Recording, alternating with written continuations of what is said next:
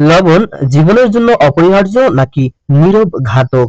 অতিরিক্ত লবণ খাওয়ার ভয়াবহ ঝুঁকি ও পরিমিত লবণের উপকারিতা নিয়ে আজকের এই বিশেষ প্রতিবেদন। লবণ ছাড়া রান্নার স্বাদ কল্পনাও করা কঠিন। প্রতিদিনের খাবারে 1 চিমটি লবণ যেমন খাবারকে সুস্বাদু করে তোলে, তেমনি মানবদেহের জন্য এটি অত্যন্ত গুরুত্বপূর্ণ একটি উপাদান।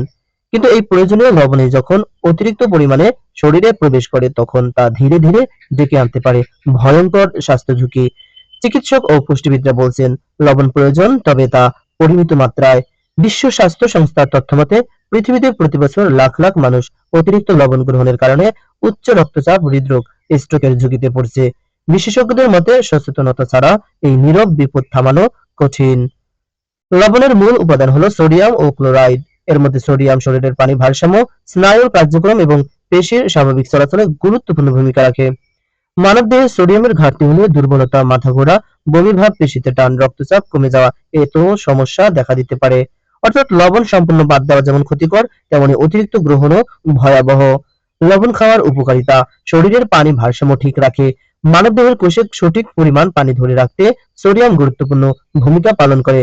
গরমে অতিরিক্ত ঘাম হলে শরীর থেকে লবণ বের হয়ে যায়, তাই তখন পরিমিত লবণ শরীরকে স্বাভাবিক রাখতে সাহায্য করে।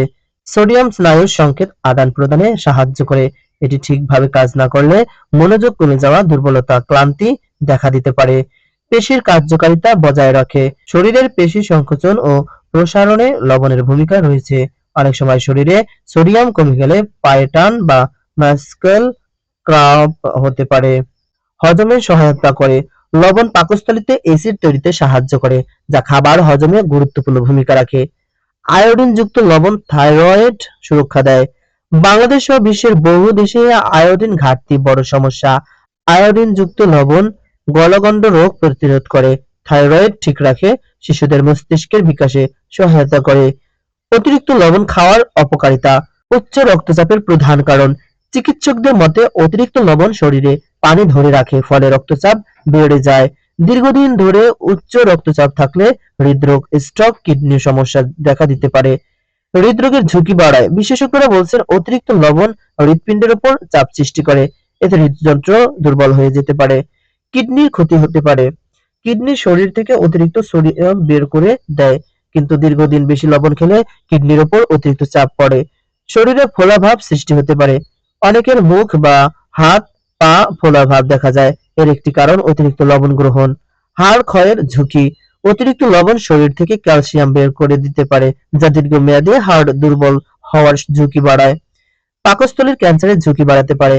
কিছু গবেষণায় দেখা গেছে, অতিরিক্ত লবণযুক্ত খাবার পাকস্থলীর ক্ষতি করতে পারে এবং দীর্ঘমেয়াদে ক্যান্সারের ঝুঁকি বাড়াতে পারে। প্রতিদিন কতটুকু লবণ খাওয়া উচিত? বিশ্ব স্বাস্থ্য সংস্থা WHO বলছে, একজন প্রাপ্তবয়স্ক মানুষের দিনে 5 গ্রামের বেশি লবণ খাওয়া উচিত নয়, অর্থাৎ প্রায় 1 চা চামচের সমান। কিন্তু বাস্তবে অনেক মানুষ চিপস, আচার, ফাস্ট ফুড, প্রসেসড খাবার, অতিরিক্ত ঝাল, লবণযুক্ত খাবার খেয়ে অজান্তেই অতিরিক্ত লবণ গ্রহণ করছেন। যাদের বেশি সতর্ক হওয়া উচিত।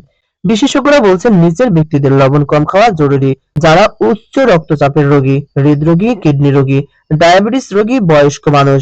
কিভাবে লবণ কম খাবেন?